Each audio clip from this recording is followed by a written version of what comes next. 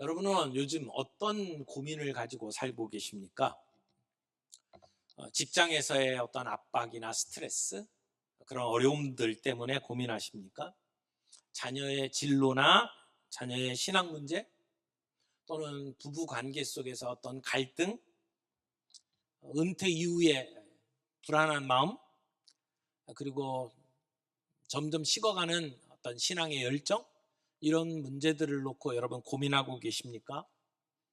우리의 인생은 선택의 연속입니다. 근데 그 선택이 시간이 가면 갈수록 점점 더 무거워지고 복잡해지곤 합니다. 그래서 처음에는 내가 하나님의 뜻대로 살고 싶다라고 생각을 했지만 우리들의 삶의 현실의 무게에 눌려서 그렇게 살지 못할 때가 많이 있죠. 그래서 하나님 뜻대로 살아야 된다는 걸 알면서도 어느 순간은 하나님, 이것만은 안 됩니다. 이건 내 방식대로 하겠습니다. 하나님 말씀도 중요하지만 지금은 그 말씀대로 살 수 없을 만큼 상황이 급박합니다. 그렇게 이야기하면서 타협하고 인간의 지혜를 구하는 경우들이 종종 있죠. 그러다가 어느 순간에는 하나님께 귀를 닫고 있는 나 자신의 모습을 발견하기도 합니다. 근데 하나님의 그 음성에 귀를 닫는다라고 하는 게 무슨 말이죠? 하나님의 음성보다 세상의 소리가 더 커지는 거예요. 그래서 사람들이 판단하는 평가, 이 세상 속에서 내가 이룬 업적, 이런 것들이 하나님의 말씀보다 더 크게 들리기 시작을 하는 거죠. 여러분, 사람과의 관계도 그렇잖아요. 아무리 가까운 사이라고 할지라도 상대방이 내 말을 무시하고 듣지 않으면, 귀를 닫고 있으면 마음에 벽이 생깁니다. 하나님과의 관계도 마찬가지라고 생각해요. 하나님께서 우리에게 말씀하시는데 내가 듣지 않죠. 침묵하죠. 근데 그게 단순한 침묵으로 그치는 게 아니고 사실은 하나님, 더 이상 이 문제는 내 인생에 개입하지 마세요. 이 부분은 제가 인생의 주인입니다 라고 선언을 하는 겁니다. 듣지 않는 것은 곧 무관심이고 그 무관심은 곧 단절로 장벽을 세우는 것입니다. 오늘 본문에 등장하는 솔로몬이 그랬어요. 하나님께 지혜를 구한 만큼 하나님께 마음을 열었던 사람이잖아요. 그래서 하나님의 복을 받아서 지혜도 얻고 부귀영화도 누린 사람이거든요.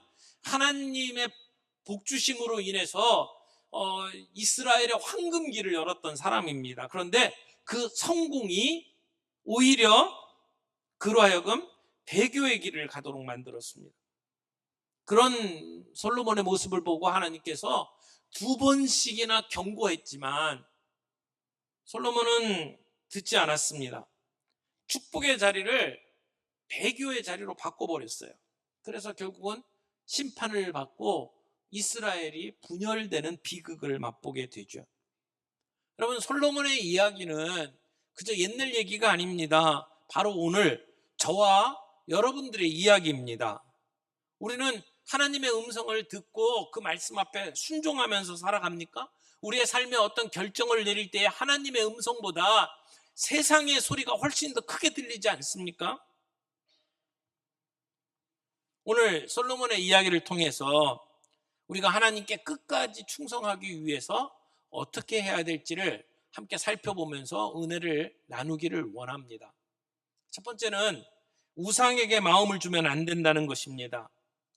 솔로몬이 처음부터 불신앙의 사람은 아니었습니다. 솔로몬의 출발은 정말 복된 것이었습니다.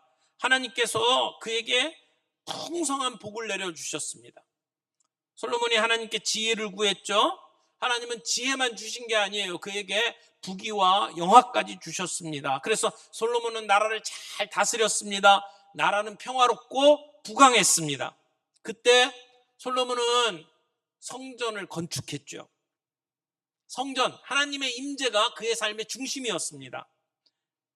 그래서 성경에 열왕기상 10장 23절에 보면 이렇게 기록을 합니다. 솔로몬 왕의 재산과 지혜가 세상의 그 어떤 왕보다 큰지라. 정말 놀라운 복을 누린 사람입니다. 그런데 그의 삶을 점차 다른 방향으로 흘러갑니다. 시간이 지나면서 솔로몬은 점점 하나님보다 이 세상을 신뢰하게 됩니다. 솔로몬이 이방 여인들을 사랑하게 되고 그들이 섬기는 신, 아스다롯, 밀곰 이런 신들을 위해서 산당을 짓고 그리고 그 우상에게 분향하고 제사를 드립니다. 그런 이 솔로몬의 모습을 오늘 본문 1절 이렇게 얘기하죠. 솔로몬 왕이 바로의 딸 외에 이방의 많은 여인을 사랑하였으니 곧 모압과 암몬과 에돔과 시돈과 헷 여인이라. 솔로몬은 맨 먼저 애굽 바로 왕의 딸과 결혼을 합니다. 그 이후에도 주변에 있는 여러 이방 나라들의 공주를 끌어들이고 그리고 결혼을 합니다. 그런데 문제는 하나님께서 이전에 이방 여인과 결혼을 금하셨다는 겁니다. 여러분, 솔로몬이 왜 이렇게 많은 여인을 끌어들여서 처첩으로 삼았습니까? 여기 보니까 1000명의 여자를 두고 살았어요. 왜 이렇게 많은 사람과 결혼을 하고 첩으로 들였습니까? 이게 외교 정책이었습니다. 정략 결혼을 한 거죠. 그래서 이 주변에 있는 나라와 평화를 누릴 수 있는 좋은 방법으로 그 공주들을 데리고 이제 아내로 삼고 첩으로 삼고, 그러면 그 나라가 쳐들어오지 못할 것이다 라고 생각을 한 겁니다. 그런데 이것은 단순한 외교 전략의 문제가 아니었어요. 하나님의 언약과 충돌하는 영적인 타협이라는 게 문제입니다. 이미 성경에서는 이방과의 여인을 금했습니다. 출애굽기 34장 16절 말씀 볼까요? 또 내가 그들의 딸들을 내 아들들의 아내로 삼음으로 그들의 딸들이 그들의 신들을 음란하게 섬기며 내 아들에게 그들의 신들을 음란하게 섬기게 할까 함이니라. 여러분, 이방 여인들이 아내로 들어오잖아요. 그러면 그냥 오는 게 아니고 그들의 문화와 그들의 종교를 가지고 들어온다고요. 그래서 그 신들을 섬기는데 여기 대부분의 그 이방 신들을 섬기는 모습은 음란한 모습이었어요. 음란하게 섬길 뿐만 아니라 자기만 그렇게 하는 게 아니라 남편을 끌어들여서 함께 섬기게 만든다는 겁니다. 그래서 신명기 7장 4절에도 그들이 내 마음을 돌이켜 그들의 신들을 따르게 할까 하노라. 남편의 마음이 우상으로 돌이키게 되는 결과를 얻게 된단 말이에요. 그래서 하나님께서는 이스라엘 백성들에게 이방 여인과 통혼을 금한 겁니다. 그런데 솔로몬은 하나님의 그 명령을 어기고 나라의 평화를 유지하기 위해서 외교 정책으로 그 여인들을 끌어들인 겁니다. 솔로몬에게서는 인생에 어려운 그런 고난이 별로 없었어요. 여러분, 다윗은 그 왕위에 오를 때까지 얼마나 힘든 시간을 지냈습니까? 그래서 풀무불에서 연단당하는 것처럼 힘든 고난의 역사를 가지고 그리고는 하나님 앞에 선 사람입니다. 근데 솔로몬은 왕자로 태어났고 그리고 왕위에 오르기까지 그렇게 뭐 별로 어려움을 겪은 사람이 아닙니다. 인생의 밤을 통과하지 않았어요. 그러다 보니까 인생이 평안하고 형통하니까 내가 하나님 앞에 가까이 나아가야 한다는 것을 까먹을 때가 있다는 것이죠. 솔로몬이 세상의 모든 부요를 다 누리고 살아갔습니다. 그런데 그가 인생의 말년에는 뭐라고 고백합니까? 헛되니 모든 것이 헛되도다. 세상의 모든 쾌락을 다 누려본 사람이 하는 고백 아닙니까? 내가 보기에 좋은 것들, 내가 원하는 모든 것들 다 끌어들이고 누리면서 살았지만 그것은 바람을 잡는 것과 같은 모습이었다는 것이죠. 그래서 그 영혼은 만족하지를 못했습니다. 여러분, 솔로몬은 결국 하나님이 주신 지혜에 도취해서 하나님을 의지하기보다는 자기의 지혜와 그 꾀를 믿고 그리고 외교 정책을 그렇게 사용을 한 겁니다. 하나님을 향한 마음이 사라져버리고 내 꾀가, 내 지혜가 하나님보다 높은 자리에 서게 되는 것, 그것이 심각한 죄입니다. 내가 의지하고 신뢰하는 대상을 바꾸는 게 죄예요.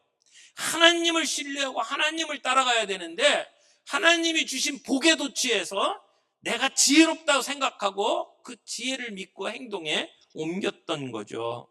솔로몬이 사랑한 것은 단지 그 여인들만이 아니었습니다. 그들이 섬기고 있던 문화와 종교, 그것이 결국 솔로몬의 마음을 잠식하고 그것이 솔로몬의 마음의 우상이 된 거죠.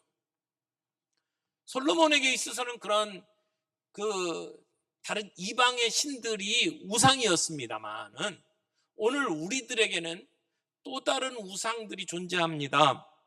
우리는 우리의 삶의 현장 속에서 또 다른 우상들에게 허리를 굽히고 그들을 경배하면서 살아가고 있습니다. 오늘 세상에 생계를 유지하고 출세하고 성공해야 된다는 명분 때문에 우리는 돈을 숭배합니다. 만몬을 섬깁니다. 우리의 마음속에 하나님 대신 다른 것들이 자리를 잡는 순간 그것은 우리의 우상이 됩니다.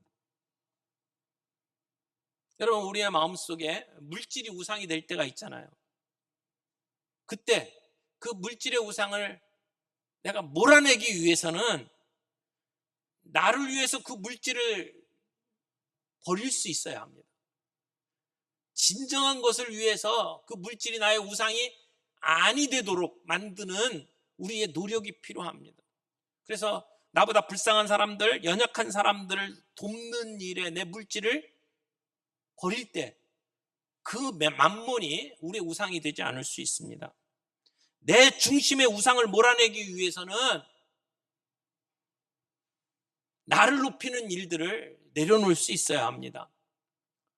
우리는 점점 나이가 들고 그리고 편안함을 추구합니다. 편안함이 나의 우상이 되지 않도록 막아서기 위해서는 우리가 그 편안한 시간들을 의미 있는 일에 투자할 수 있어야 합니다. 피곤해 힘들 때에도 우리 믿음의 선배들은 그런 말 종종 했죠. 죽으면 썩을 몸, 죽으면 썩을 몸 뒀다가 뭐하랴 그러면서 벌떡 일어나서 또 충성스럽게 섬겼던 그러한 모습들을 우리는 봅니다. 편안함의 우상을 깨뜨리기 위한 방법이었다고 저는 생각해요. 우리의 시간을 떼어서 주님 앞에 드리며 봉사할 때 우리는 편안함의 우상을 깨뜨릴 수 있습니다. 우리의 마음이 우상을 향하지 않고 하나님을 향하여 다시 정렬되는 것, 그것이 필요하다는 겁니다. 그래서 우리의 마음속에 우상이 자리 잡지 않도록 만드는 것이 중요하다. 두 번째, 온전한 마음으로 섬기십시오. 여러분, 솔로몬의 타락이 결정적으로 지적된 구절은 9절입니다. 9절 보겠습니다. 솔로몬이 마음을 돌려 이스라엘의 하나님 여호와를 떠남으로, 그래서 하나님께서 그에게 진노하셨다라고 기록하고 있습니다. 솔로몬은 그의 마음을 온전히 하나님께 드리지를 못했어요.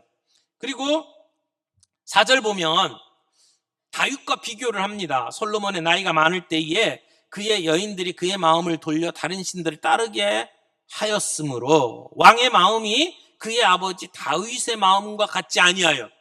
다윗의 마음은 어떤 마음이었어요? 다윗은 하나님을 향하여 온전한 마음으로 나아갔습니다. 다윗의 마음은 온전한 마음이었어요. 그런데 솔로몬은 반심이었어요. 반쪽짜리 마음, 나뉘었단 말이에요. 솔로몬은 하나님 앞에 온전한 마음을 드리지를 못했어요. 왜요? 자기가 너무 지혜로웠다는 거예요. 하나님께 지혜를 구하고 지혜의 복을 받았지만 그 지혜가 자기 스스로 우상이 되고 내가 지혜롭다고 여긴 거예요.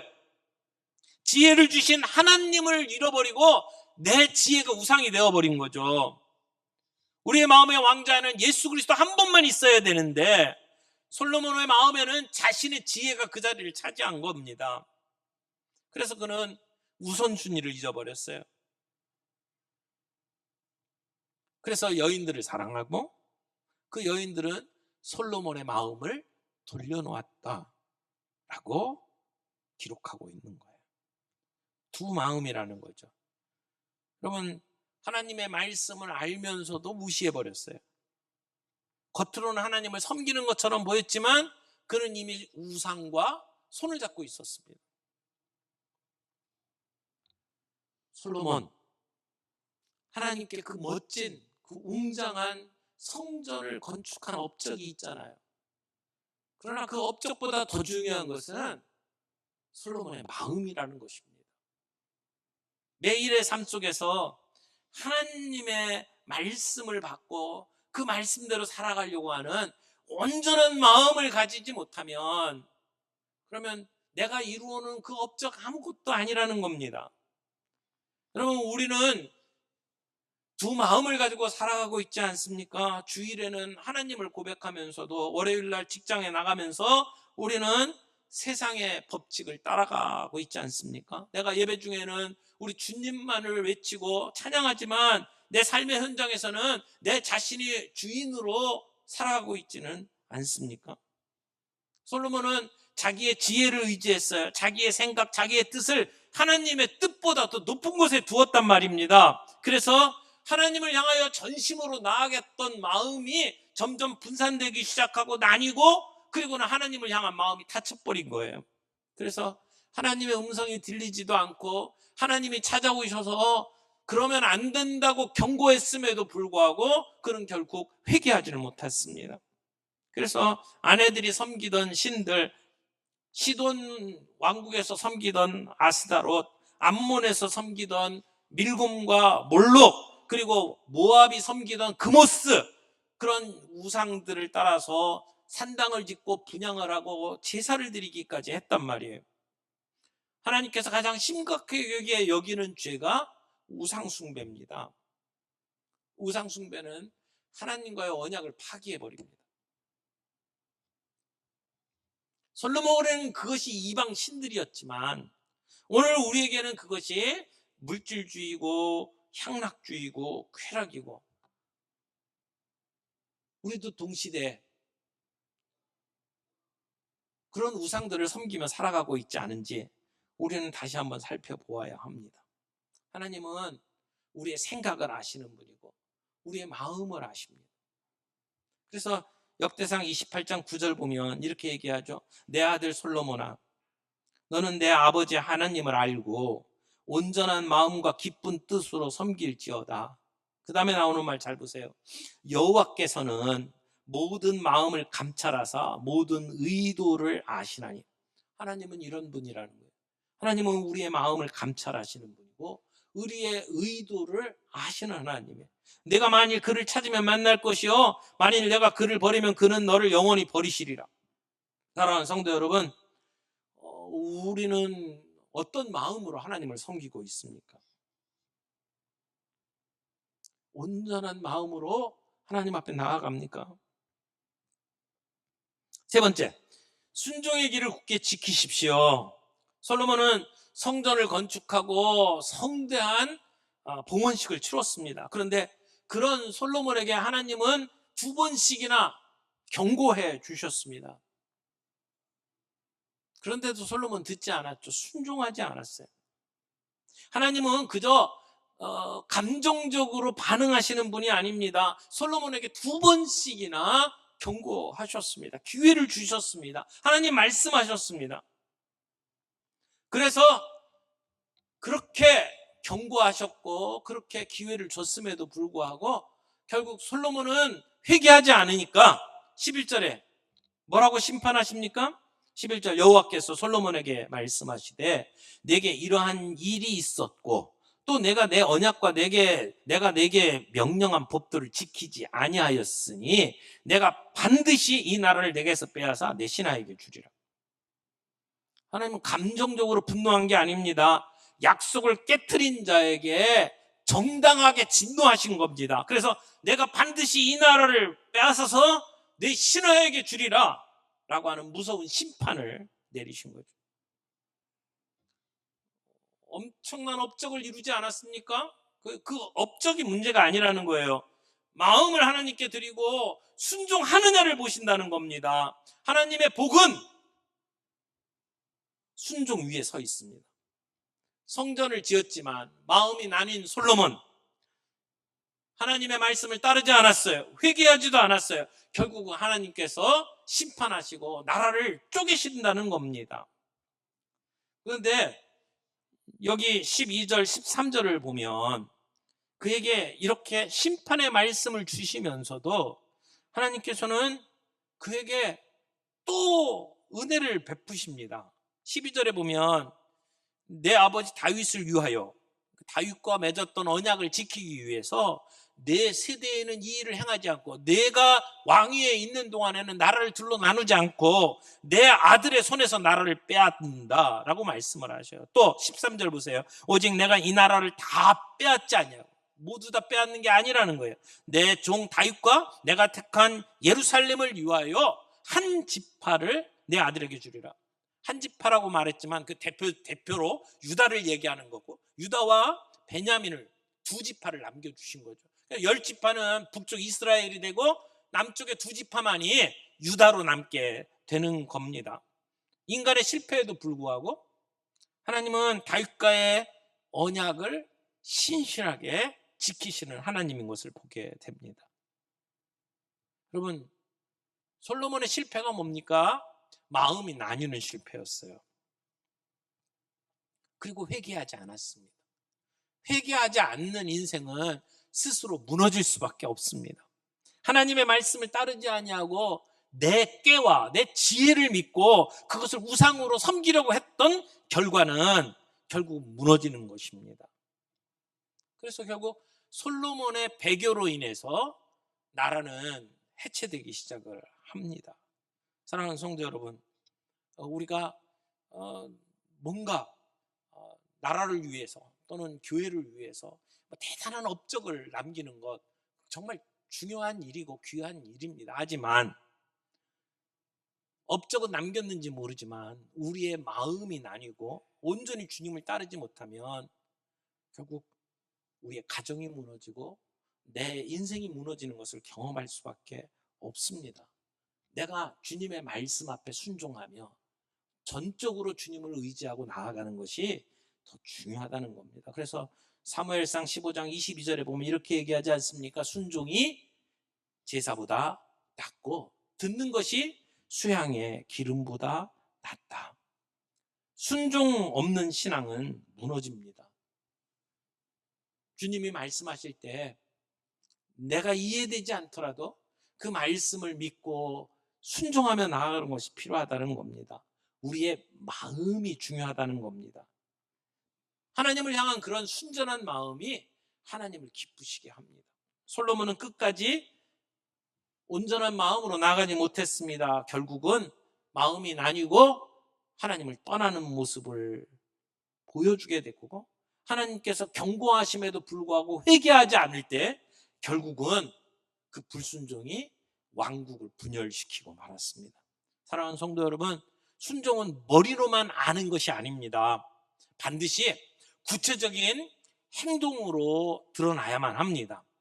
오늘 주님께서 우리에게 말씀하실 때에 그 말씀 앞에 우리가 순종하며 우리의 마음속에 있는 우상을 제거하고 온전하게 주님을 섬기며 따라가는 저희들이 되기를 바랍니다. 우리 내면에서부터, 우리의 마음에서부터 나뉘지 아니하고 온전한 마음으로 하나님께 나아갈 수 있는 저와 여러분들이 되기를 바랍니다. 우상에게 우리의 마음을 내어주지 않고 온전한 마음으로 하나님을 섬기는 저와 여러분들이 되기를 바랍니다. 사랑하는 성도 여러분, 솔로몬의 이야기는 우리에게 복음이 왜 필요한지를 얘기해 줍니다. 그는 지혜로운 왕이었지만 복음이 없는 지혜는 무의미하다는 것을 보여줍니다.